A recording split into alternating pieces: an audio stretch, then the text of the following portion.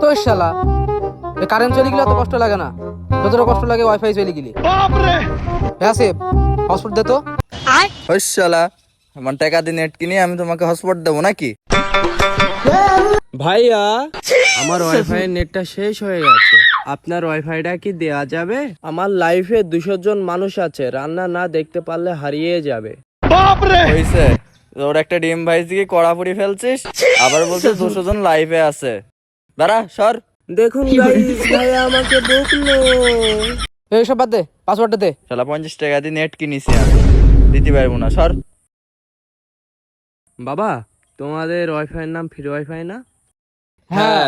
তোমার বাড়ির ওয়াইফাই 4টি বাড়ি চালাই। কি বলেন চাচা, আমার টাকাতে 4টি বাড়িতে ওয়াইফাই চলছি? এক কাজ কর বন্ধু, তুই ওয়াইফাই পাসওয়ার্ডটা চেঞ্জ করে ফেল। আচ্ছা আচ্ছা, আপনি কেটে চলে যান। ঠিক আছে বাবা, আমি কেটে যাচ্ছি।